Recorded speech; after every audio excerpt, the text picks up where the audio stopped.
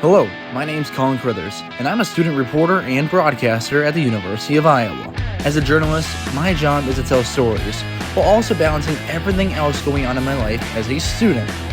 But no one tells our stories. So, my goal is to tell the stories of the student journalists, broadcasters, and storytellers all across the country. Let's walk the student beat. Welcome in. Today we're walking the student beat with Trevor Butler of Kansas. Trevor, how are you feeling today? Doing great. Thank you guys for having me. It's gonna be fun. Absolutely. Glad you were able to spend some time here today, but spare some of your Wednesday here with me. But if you don't mind just sharing first a little bit about yourself, your background, and the journalistic outlets you work with. Yeah, so I'm a sophomore here at the University of Kansas. So second year here in Lawrence, first year living off campus. So I have my own room, which is awesome. I am one of the two sports editors for the University Daily Kansan, which is just our student news site here in Lawrence. And then I do some broadcasting on the side with Kansas Club Baseball. And I'm from a little town outside of Seattle called Snohomish, Washington. So I was back there for the summer and I did some broadcasting with AWA Wiffle Ball. I don't know if you've ever heard of it, but I was like their head broadcaster last year. It was awesome. That's a Yeah. dude. Think about just being a kid. I'm a big baseball guy growing up, especially growing up. Like being a kid, you love wiffle ball, and everyone thinks like you see the wiffle ball leagues and calling those games sound looks so much fun. Are they as fun as they look? It's so much fun. It's really interesting because it's not like I've done some games with like Kansas Athletics, like I called baseball for them a couple times last year. And it's a lot of work because you're putting together note sheets and getting facts on all these players and everything.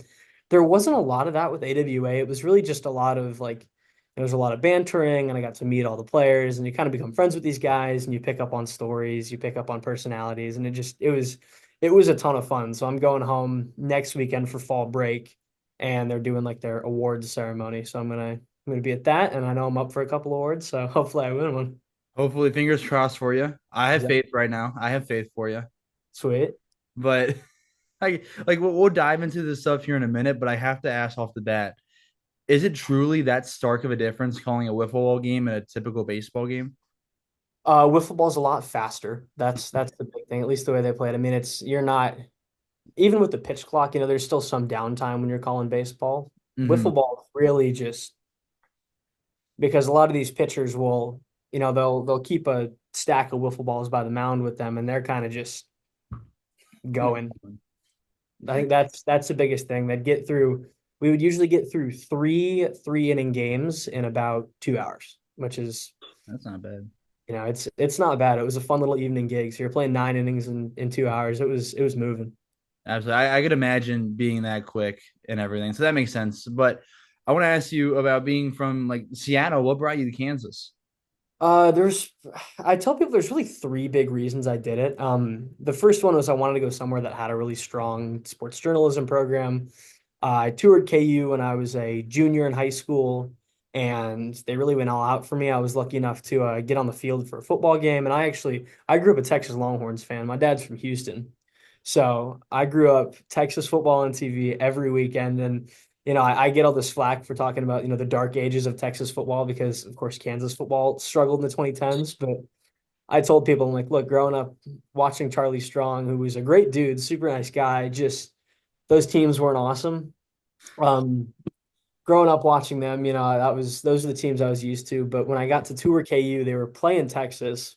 And I remember Bijan Robinson ran for like 4 touchdowns. He went off, but they were like, "Yeah, we'll get you down on the field." And I was all nervous about it. So I remember wearing like, totally neutral clothes because I knew I was like, I've got to be like a journalist here. I can't show any favoritism. I got to just go and look like a professional. But I ended up having a really good time on that tour, and I got to tour the journalism school, and that was a really good pitch, and I was pretty bought in from there. So that was a big one.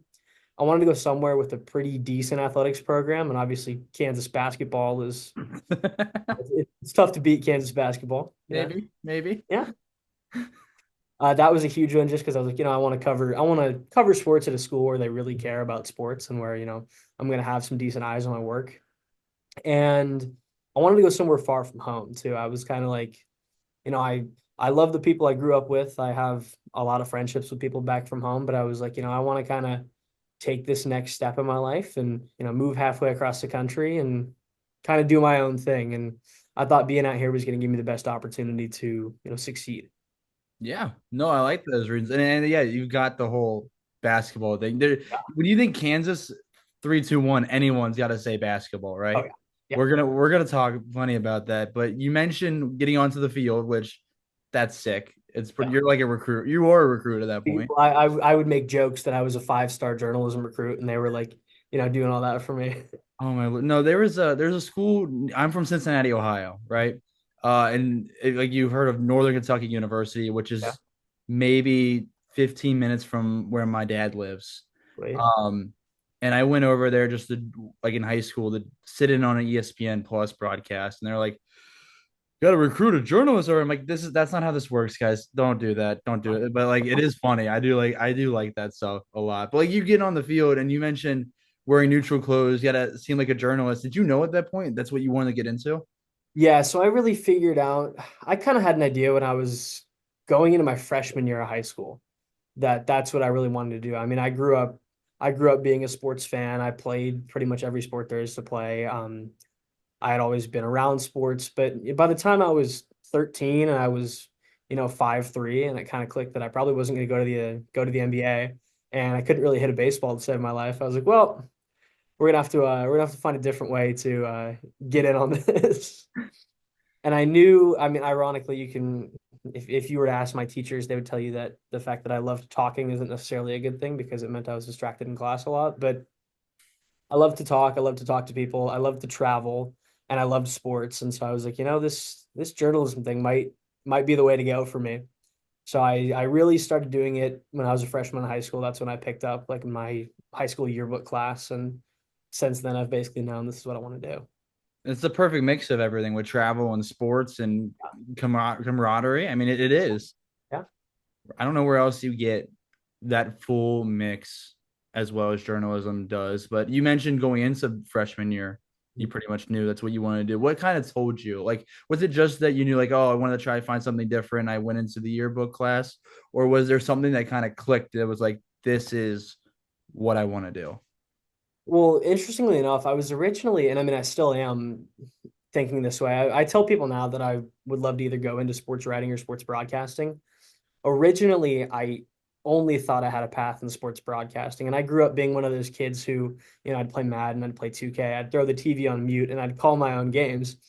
And my parents would joke with me, my friends would joke with me that, hey, you're like decent at this. You should, look into this further. And I was like, whatever. I'm 12 years old. You're just telling me that to be nice. But I was like, maybe I will think about it a little bit. So I signed up for my high school yearbook class, but at first I hated writing. Like I was when I was in elementary school and middle school, I wasn't necessarily a strong writer and I wasn't really confident, so I didn't really think I could ever make a career or a future out of it. Um, so when I got into this yearbook class and they're like, "Hey, you got to write stories for our news website," I was really concerned. And then I figured out I was like, I can just be a sports writer. I can write about sports and I love sports and I know a lot about them. So it's not like it's going to be something that is going to bore me to death having to write about. And once that kind of clicked for me, I was like, wait, this is really fun. I really like writing about sports. And I got to interview some cool people while I was in high school. And I got to cover some really cool games while I was in high school and really had that passion since I figured out that writing about sports is really fun. It does help when it's something that you do like. Yeah. Absolutely. 'Cause I'm also not a big writer, but I feel like I would be if I wrote more about sports. Yeah. I mean, I think that's the big thing is you have a lot of people who think they could never do this just because they don't see themselves as strong writers. And I'm like, look, if you find something that you're really passionate about and you know a lot about, that's your niche right there. Even if it's not sports, if you know a lot about, I know people who write about fashion or write about music, or like one of my really close friends from high school will write these super long, like he loves 70s music. So he'll write these super long, like Grateful Dead album reviews, and he loves it. And it's his niche. Like he runs with it. So just like an album review, he just goes through them and like gives his thoughts on it. Exactly. That's awesome. Do you have like a favorite? Is there one of the, like his favorite articles that you can remember at all? Think. I mean, it's been a couple years just because, yeah. Fair. But It just sounds like such a fun idea. it is really cool. And I've actually always said if I didn't do sports, I would love to do music because I love music and I listen to a bunch of different music. My problem is just that I'm not a very harsh critic. Like I tell people I'm like, you look at my letterbox, do you look at my Spotify, and I have 700 songs on my Spotify playlist, and 90% of the movies I review on Letterboxd are 4 or 5 stars just because I approach everything from this is gonna be great. I'm gonna watch it. Yeah. I'm gonna listen to it. Yeah. No, I feel that. I'll sit there and people like I'll be like, oh, that was nice, whether it's like a movie or a song, and then someone else will be telling me all these things they picked out. I'm like, oh, I guess I see it now. But I just know I feel that as well. I don't know what that means for me, but I guess maybe yeah, it's just I'm not a harsh critic. I'll Yeah. take that. I Um, like that answer. yeah. But you mentioned at the top of this, one of your roles is sports editor for your outlet. So talk to me a little bit about what that role entails, what it looks like as a student, and what all you do for it. It's a lot of fun. So it's a lot of, we do meetings every Monday for sports. My co-editor and I'm like the other editor is the senior editor, so this is his second year doing it, and he's really good at his job, so he's been a good mentor for me because this is my first year as sports editor. So we put together, just a PowerPoint to run through. Typically, like if we get any feedback to go over with our writers, we'll do that. We'll do like shout outs. So I usually try to make sure everybody who writes the week before gets a shout out. And then like if a Kansas football player has a big game, we'll throw them on there. And there's usually we have a lot of fun with it. It's a really good time. So we'll put that all together. We'll put together a budget for the week and, say, all right, you're doing this game, you're doing that game. We coordinate credentials with people. So we're getting ready for Big 12 basketball media days here in couple 3 weeks. So we got all those credentials coordinated, and it's a lot of just like behind the scenes work. And of course, we cover games of our own. So I've been did some football, did some soccer. I'm going to go to UCF this weekend and do that game.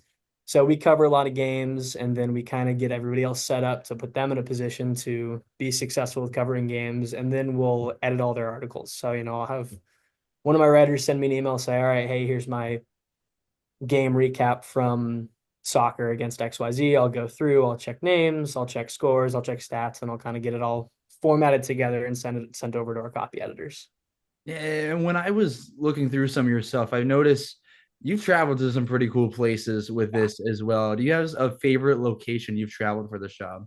Man, um, I mean, I've been very lucky. I got to go on a handful of trips last year that were a really good time. I think I went to Morgantown, West Virginia for the football game Ooh. last year. That was my first trip in college, and I planned that with one of my really close friends who's also a writer. He's actually the one coming with me this weekend. We planned that in an 8-minute car ride on the way home from church the weekend before. We're like, what if we go to Morgantown? And so we started looking at hotels and ended up planning it out. That was really cool. I think my favorite was I went to Vegas right before Thanksgiving last year and did the Vegas Showdown, Kansas men's basketball against Duke, which is like you Oh, you can't you I don't think you can get any better than that. Those might be the two college basketball programs. I mean, no. got to see got to see Cooper Flag play, and football had played Colorado about 3 or 4 days before.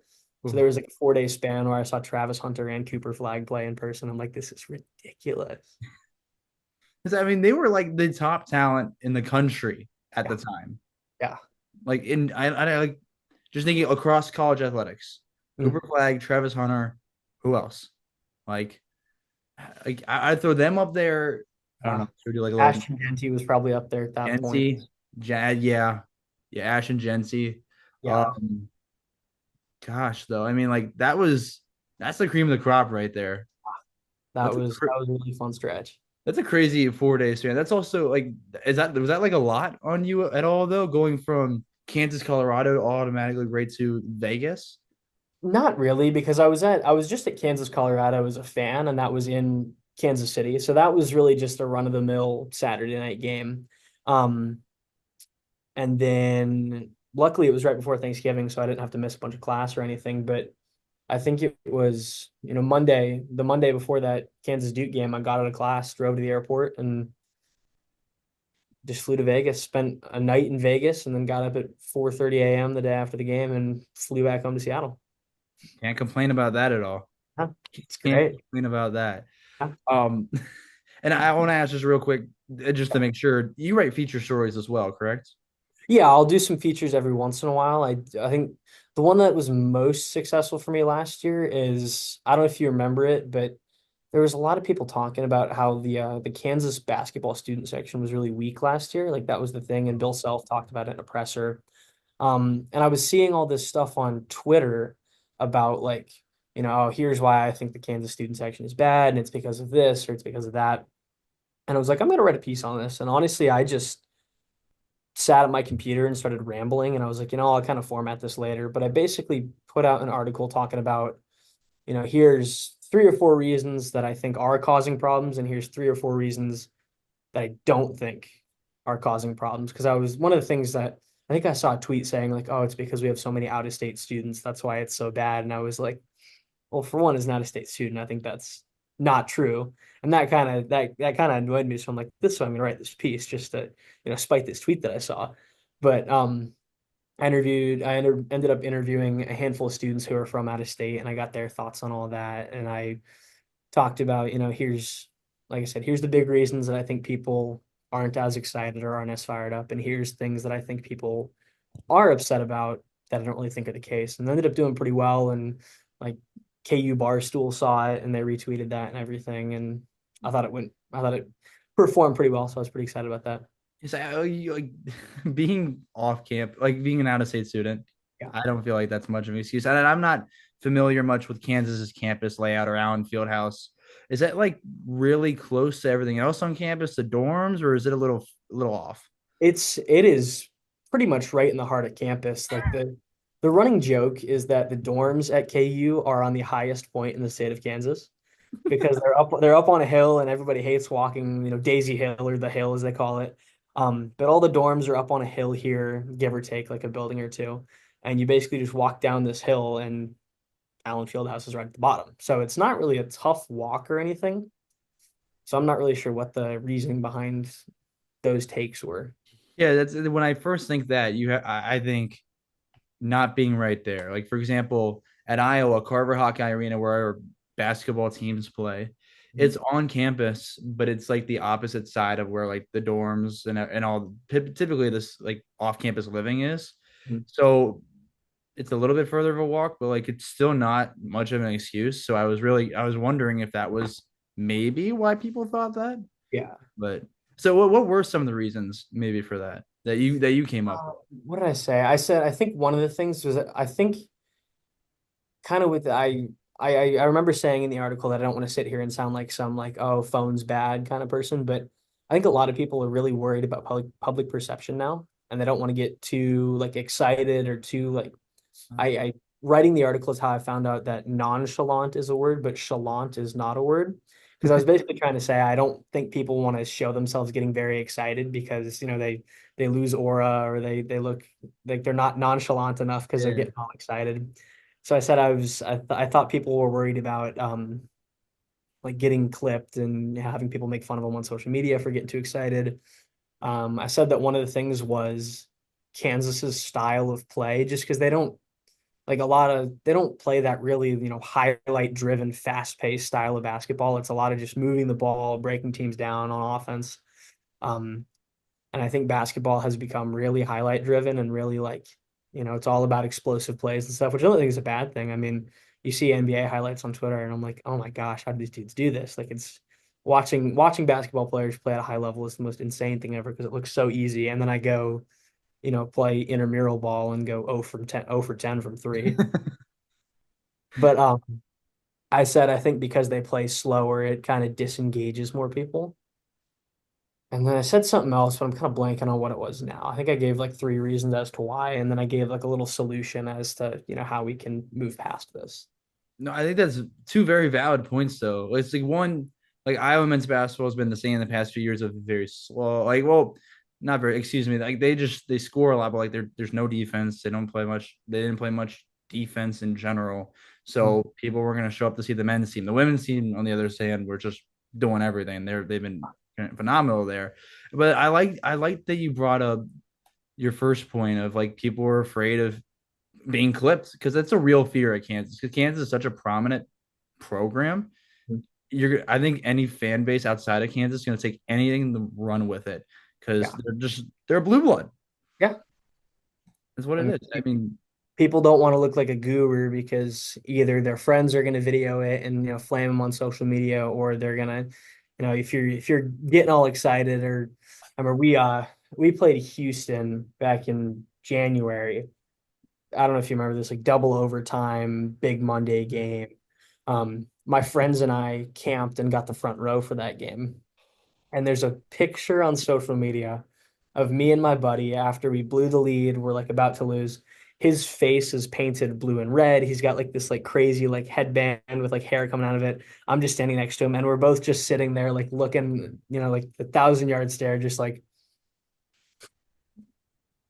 And we got texts from, people at home. I got texts from people back in Seattle. They're like, "Wow, rough day for you." And my buddy's getting texts. So I'm like, "Yeah, like we're gonna get a lot of games on TV, and if you look like a goober, people are gonna see it and they're gonna text you about it." probably. I mean, part of it's like, yeah, it's all fun and games, but I mean, let people be fans. Yeah, Let people be fans. I do remember watching that game, and it was a fantastic game to watch as an outsider. yeah, But like, that's a heart wrenching loss right there. yeah. I was And like that. No, I gotta feel like that. You felt pretty empty after that, I would assume.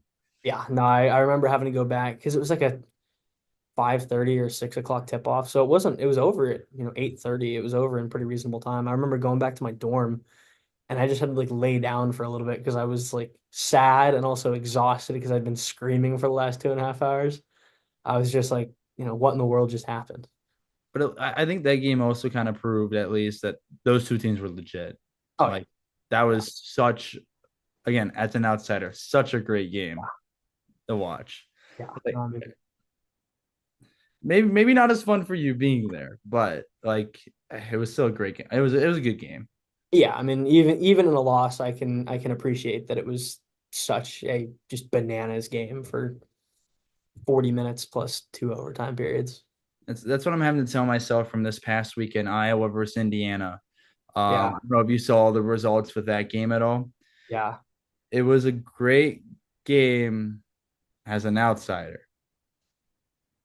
And I can leave it at oh no, that was No, I mean, if it makes you feel better, we played Cincinnati last weekend. We were up, they had the ball. We were up four with a minute left in the game. They had one timeout left.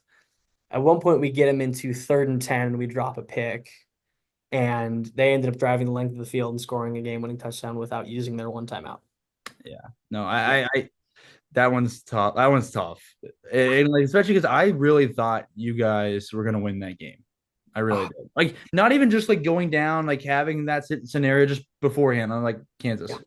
Yeah, I mean, I think we do staff picks on the Kansan, and I think the consensus was Cincinnati is better than West Virginia, who we blew out last weekend, but we still don't think it's going to be very close. And we scored on the first play from scrimmage. Jalen Daniels threw a 93-yard touchdown, and we were losing our minds. And we're like, dude, we're going to win by 30 again. Like we're gonna be 4-1. I mean, my dad and I are delusional sports fans every once in a while. Look, we're gonna be 4-1 out of Cincinnati. We should win at UCF. We're 5-1. We can pull off an upset against Texas Tech. That's 6-1. Like we could win out. This team, we need to buy our plane tickets and get to Arlington for the Big 12 championship game like now. This is happening. And then they lost. And Because Cincinnati hasn't been too fantastic either. So like nah, I was in the same line of thinking that for that yeah. game. At the end of the day, it's the Big 12, and it's maybe the most insane conference in college football. So It's the most chaotic and I take every game with a grain of salt.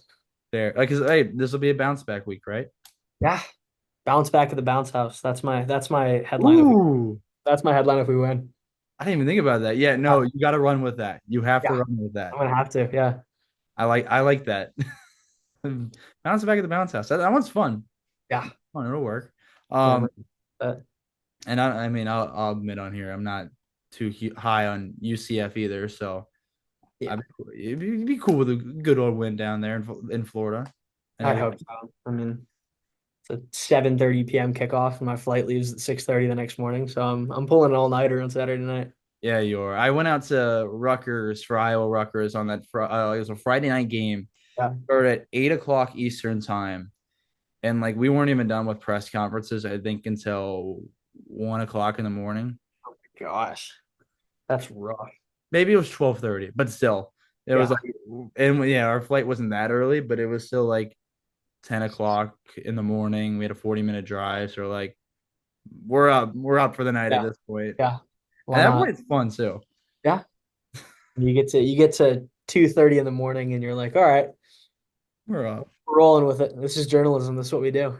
Exactly. That's where you get the memories out of. That's what our photographer kept saying. We're making memories. Yeah. I'm gonna have to go find a Waffle House in Orlando. That's gonna be the move. Oh my goodness. There's so many Waffle House stories from Oh, our team with the Daily Island about just being somewhere. Like we were in Nashville. Um and it was for the bowl game last year, I should say. And I was the only person who had ever been to Waffle House on that trip because I'm from Cincinnati and we have them there. And I guess people don't, up in Iowa don't have Waffle House. huh. So yeah, I didn't even think about it. So they're like, yeah, none of us have really had Waffle House.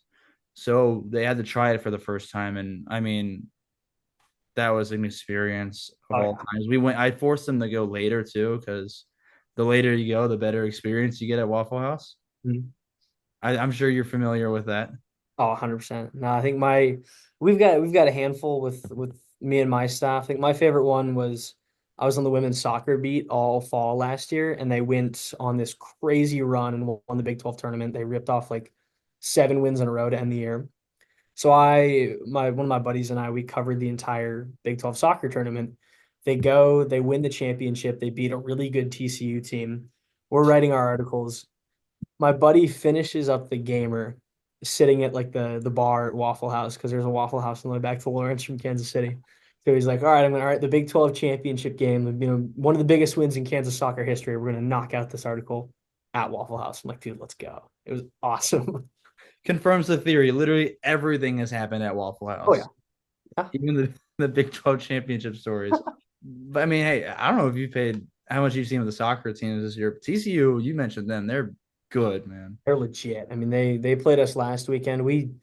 Kansas soccer had a tough week last week, and we lost to Baylor and we lost to TCU, but we had a close game. We lost 3-2 to TCU, so they look good this year. I mean, and it's their head coach is super nice. I've gotten to interview him a couple times. I've had nothing but positive interactions with him. So I'm looking forward to seeing where the rest of the season goes for them. Yeah, they're stacked. It was the one game I called play by play. It was TCU versus Iowa. Uh, Mhm.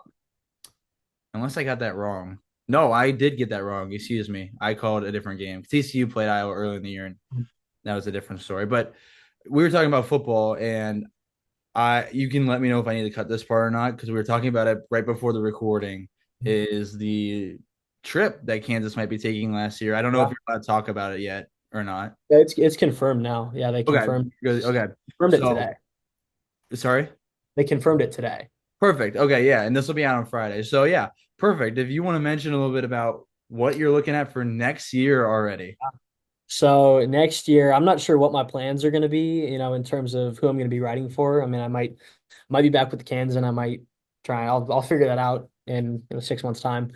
But Kansas football going to London next year, playing Arizona State conference game at Wembley Stadium, and I'm a huge English soccer fan, so I am very excited for that, and I'm working on figuring out how I'm gonna get myself to London for that game. That's awesome. Dude, that's gonna be such a cool experience. It'd be great. I had a guy on the show a few weeks ago from Kansas State who was in Dublin for their game against Iowa State, and he described how they pretty much had a year of preparation, making sure that they had the right people out there, could get equipment, could do this, could do that. Is that kind of what you guys discussed today as well? Just So they weren't really sure. It's interesting because it's not a week zero game. It's going to be like week three.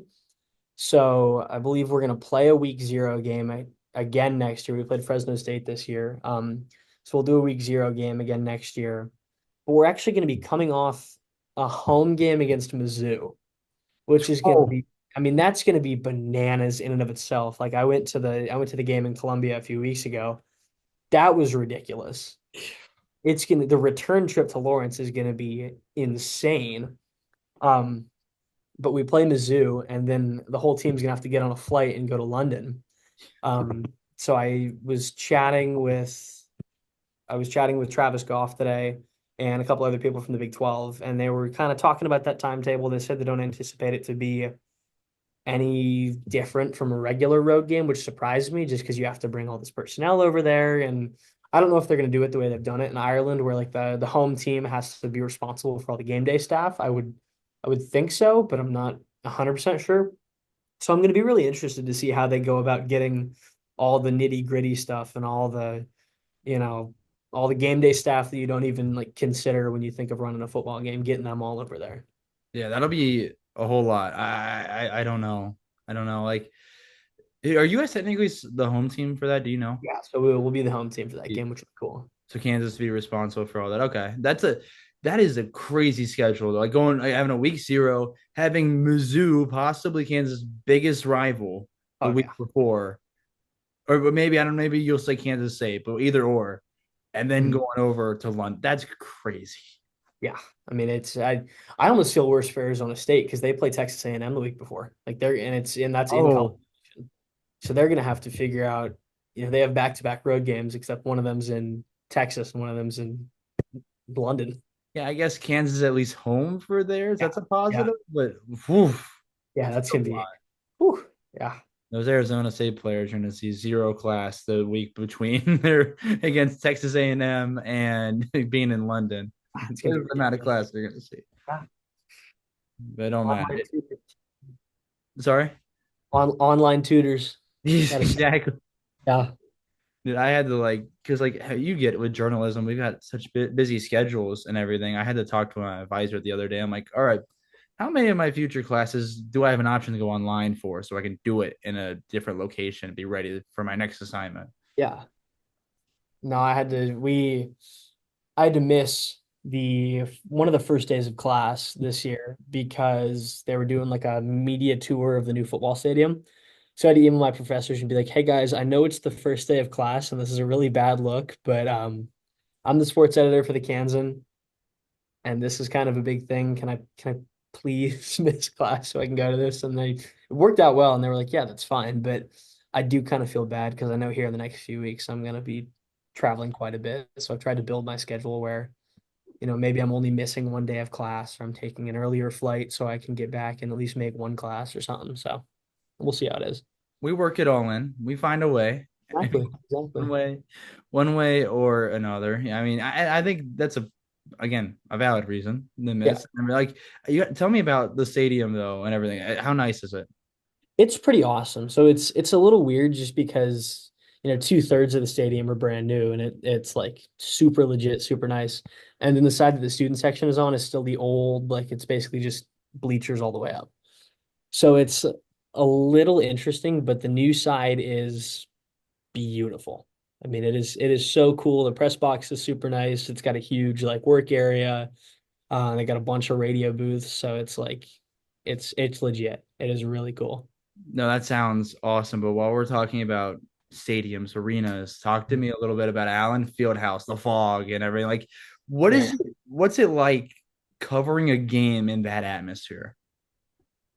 interestingly enough, so the rule that we have with the Kansan is that freshmen don't do home football or men's basketball games. Okay, fair. Well, I haven't done a men's game at Allen Fieldhouse yet. My first one will be here in a couple weeks.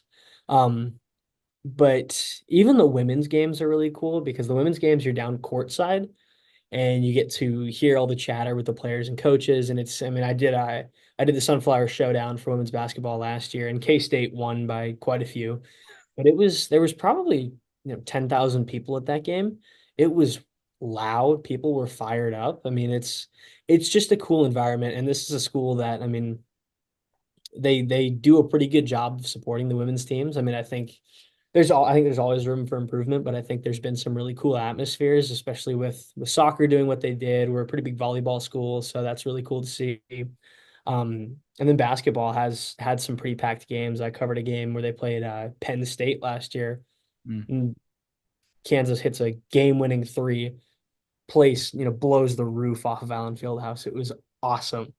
But just being there as a fan is like just the most surreal experience. And I think it's one of the coolest things ever.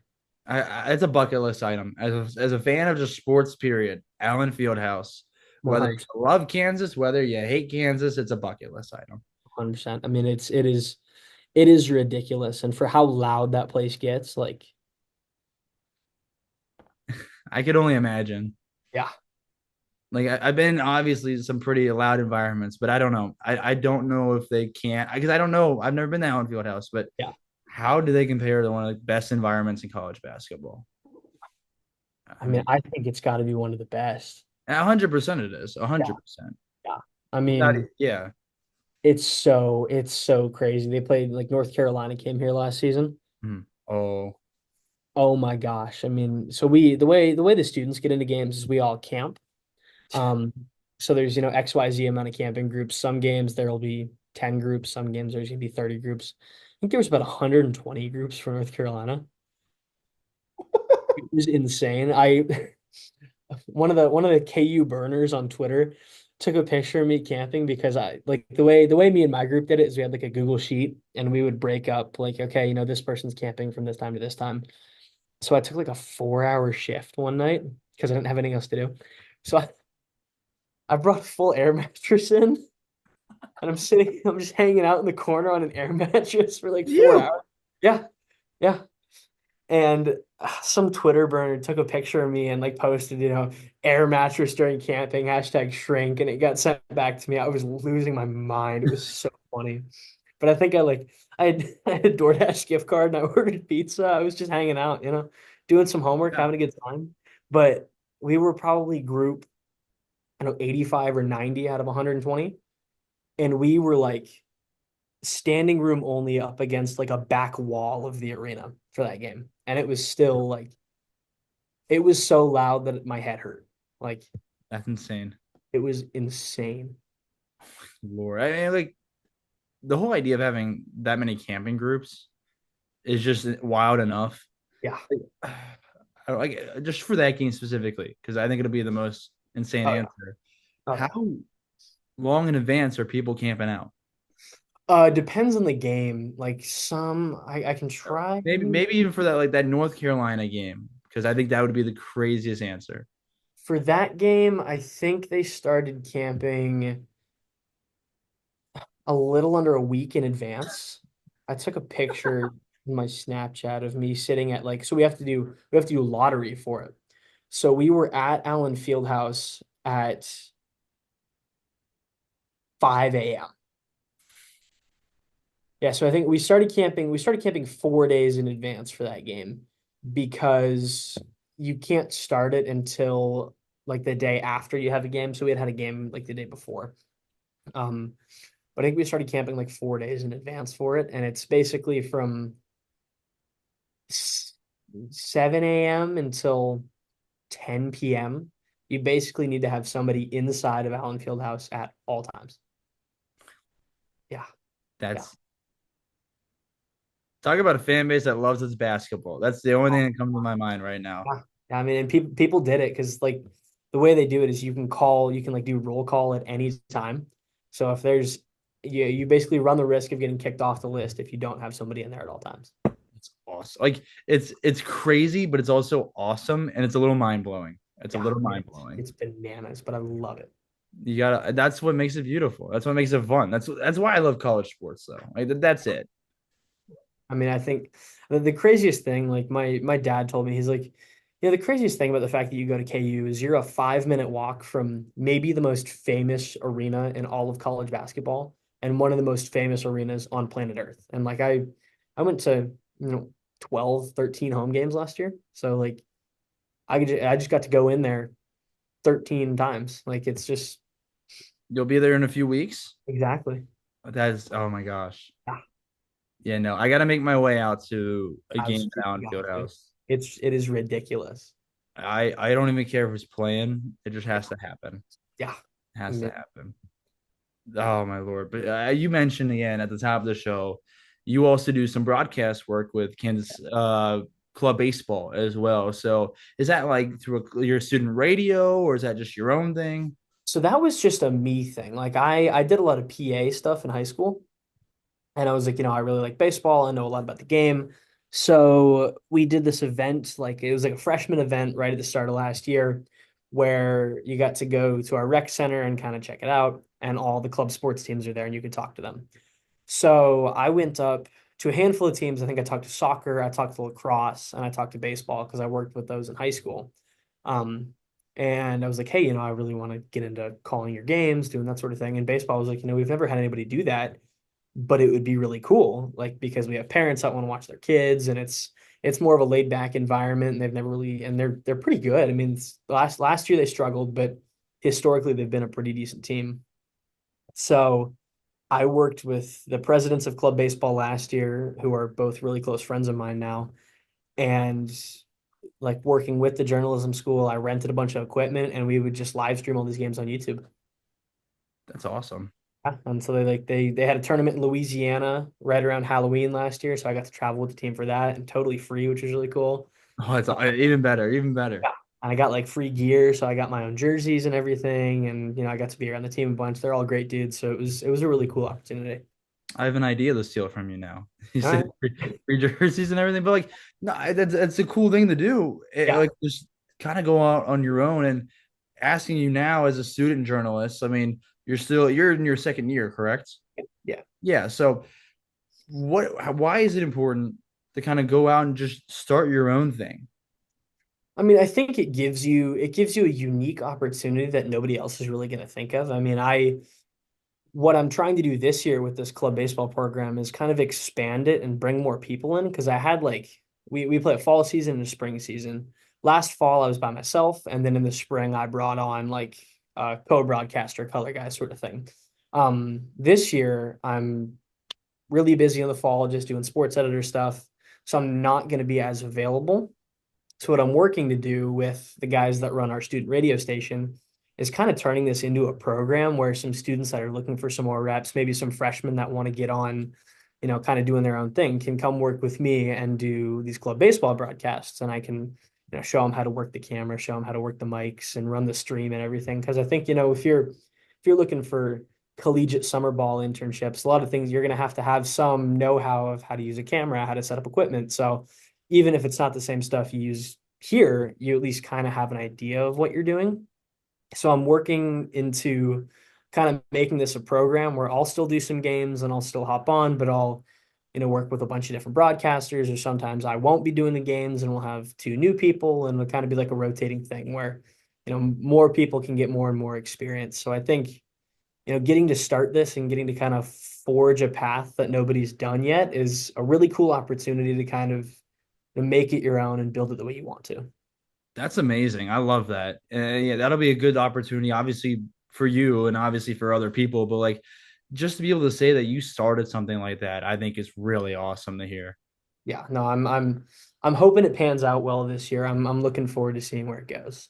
I'd be shocked if it didn't. There's plenty of people who love baseball and want to get a chance to call it. Yeah, I mean, I know that I was very like I was pretty much looking for any opportunity I could find last year, and I know that there's people like kids like me that are freshmen this year. So I'm going to try and open this up and, like I said, be like, hey, I know you want some experiences. How does this sound? Because this will get you the on-air broadcast experience. You can put some stuff on your reel, and it gets you some of that technical experience too. Exactly. The whole roundabout. You're going and it's laid back. It's not like you're going through something strict, Yeah, and you can like kind of have a little bit leeway of going, oh, I want to try this now. yeah. No, I think it's a cool opportunity to kind of get people's feet wet. And like you said, it is. I mean, calling club baseball is really laid back. It was a lot of fun. And I would like my buddy who was the president last year, he played on the team and then stepped away after the fall season because he got the job working radio with Kansas Athletics. So he was calling all of the actual baseball team's games. So once their season ended, he actually came on and called a club game with me, and we had fun, just chopped it up for a couple hours. And, we would bring in players and do mid-game interviews, all that sort of thing. So it was a really cool opportunity to get a bunch of different little pieces put together, all while kind of having a good time and having a little less pressure on us. Absolutely. It's a perfect opportunity, honestly. Yeah. I think that's really cool. And I gotta ask real quick, because I've been eyeing some of the hats in the back there. You said you're from a little right outside of Seattle, but are you a Mariners guy at all? Or are you like an Astros I'm an guy? Astros guy, so I think you Uh, might see 2022 World Series champions hat over there. But my dad's from Houston, so yeah, even though I grew up in Seattle, I had the Astros on, I had the Texans yeah. on, I had the Rockets on. So those are the teams I grew up watching.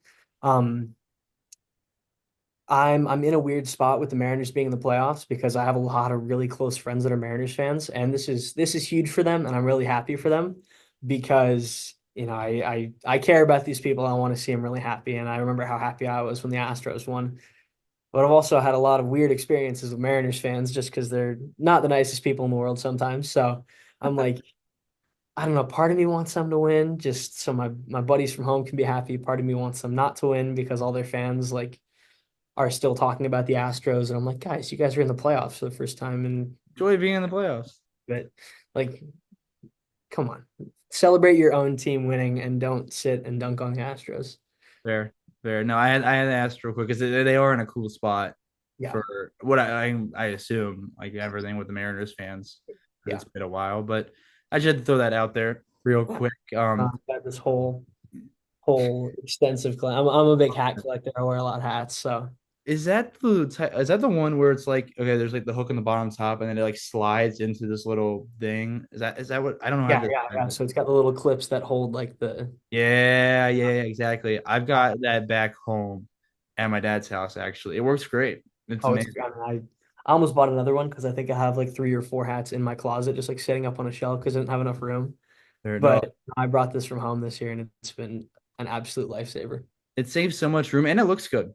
And it Yeah, looks I mean, good. it looks really cool. We're giving this thing a free promo right now. Like, here's what since I didn't bring it up with me, I left it back at home. But here's what I've done in my like apartments. Oh, it's Yeah. fire. I've done like a little hat wall. That's So I sweet. got the little command strips or like command hooks, whatever. I Yeah, I put them onto the wall and then I'll just hang up the hats and that's everything. awesome. I thought about doing something like that because I have something like that at home with like I have 2 hats. I have like an Astros hat that's signed, and then one of my favorite singers Mhm. signed a hat that I so I had those two hung up, but I left the Astros hat at home, and I just have my singers merch sitting over here on like a bookshelf. That's awesome. No, I gotta give credit to my mom for that while we're on it. Shout out to Yeah. my shout out to my mom. Yeah, dude, shout out to moms. My mom helped me like design or put everything up in my room and like make it look at least somewhat decent. I need some help with it. So yeah. No, but we've talked about a bunch of your experiences, things you've done, places you've been, but how easy is that for you to balance on top of also being a student as well? I think it's definitely tough. I mean, I've always been a school comes first person, and my parents have kind of preached that to me. Their whole thing is like, look, we want you to do whatever you want to do. Like we will support you in whatever you do, but school comes first. Like you can't, we're not, if you're not making grades and you're, not getting your stuff done at school, you're not traveling and you're not putting all this time and everything else. That's the most important thing. So it's definitely tough, but I think the big thing is just knowing what you have going on and building everything else around it. So like these last 2 weeks, I've had people visiting in town, and I'm like, I'm not going to want to do homework on the weekends. So I've sat on a Monday or a Tuesday, and I've just done 3 hours of homework and said, all right, I have to get this done now. That way I can have my time off. And like I go to Orlando on Friday, and then I go home next weekend. So I'm like, I have a lot going on right now because it's kind of midterm season. So I've been spending a lot of my time doing a lot of homework. Like I told you before we started recording that I'm going to do some interviews after this for one of my classes, and then I'll go over to one of my friends' places and we'll work on an assignment tonight after I'm done with my youth group. So it's a lot of just fitting all the homework in and getting it done at a high level. It's a big old balancing act. It's you're juggling a lot. Yeah. But I mean that's definitely part of, I mean, what it is, and just learning to be successful in journalism. Because I feel Yeah. like it's something that'll continue. It's the trade-off. We get all these cool opportunities, but with it comes, I mean, to quote Spider-Man, with great power comes great responsibility. But like, we get to do all this cool stuff and we have all these cool opportunities, but you also have to balance like going to school and fulfilling all those responsibilities too. Phenomenal reference. Thank Phenomenal. I gotta give you credit for that. I'll give you a little, like, what do we do? A little golf clap for it. Keep it respectful. Oh yeah, high class around here. I like it. Spider-Man's high class, so 100%. You got to All keep it that time. way. But I also wanted to ask you, talking about all this stuff and hearing your side and your story, why would you tell someone who's outside of student journalism or journalism in general, Mhm. why the student side of it is so important? I mean, I think like like I said, I've known what I wanted to do for so long, and I know that even if somebody's not, doing what I want to do or they're doing, like one of our writers, I mean, obviously he is still kind of involved in student journalism, but he's on the pre-med track, so he's not even a journalism student. I think no matter what you want to do, fulfilling those responsibilities and getting stuff done, getting it done at a high level, building that work ethic is going to make you successful in any field that you're looking to approach. In April of this past year, I spoke at a conference in Seattle, actually, like a high school journalism conference. And I told them, like, look, you guys could decide I don't want to do anything with journalism, but no matter what you do, if you take every opportunity that's presented to you, if you're hungrier than the people around you and you fulfill every responsibility you have to the best of your ability, people are going to notice that. You're going to start getting more responsibilities. You're going to get more respect from your teachers, your peers, the people you work with. I think that's the most important thing because I think that's something that anybody in any field in any walk of life can do. It's if you work harder than everybody around you and you fulfill everything that you need to be doing, you're gonna be in a really good spot no matter what. Absolutely. I love that. And I would agree with that too. I mean, if your work, it's about the work ethic that you put into it and Yeah. everything. I That mean, I see that as in journalism. Yeah. whether it's journalism, whether it's pre-med, my little sister's going into astrophysics in college, which is so far That's beyond anything I insane. understand. She talks about, the stuff she's learning in AP physics right now, and I'm like, I watched football today and I wrote an article about it. That's what I do. Like it's two opposite sides of the spectrum, but I've told her, I'm like, look, as long as you are doing what you're supposed to do, getting it done at a high level and taking advantage of every opportunity you can, you're going to be in a great spot no matter what. And it's the best advice you can give with anything as Yeah. well. I 100% would agree Yeah. with that. But thinking about everything that you've done again, Mhm. and you're going to Orlando Yeah. this weekend, right? Yeah. If you were to have a moment to be able to go back in time and tell that kid who was entering freshman year of high school, or even like the kid that was playing video games, muting it and calling his own video games, that Mhm. this is what you're doing and that you're in the position that you're in now, what would you tell yourself? Man, that's a really good question. Holy cow. Um, ooh, yeah, that's a really good question. I got to think about that for a second. Good. I Not think one at all. if I was a freshman in high school and I could tell myself one thing, I think I would just tell myself to stay motivated because I mean, as different as high school and college journalism are, it definitely got challenging. Building a yearbook, there were all these deadlines and it was really like back to the wall. And admittedly, in high school, I didn't have a great work ethic. I kind of put a lot of stuff off and I had kind of cruised through school up until that point. So I was like, whatever, I don't really need to put in all this work. So I think I'd tell myself to stay motivated and that it's all going to kind of be worth it in the end.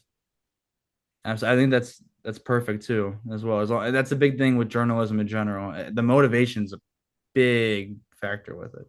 Yeah, I mean, you obviously know, but it's one of those things where if you don't love this, you are going to burn out of it so fast.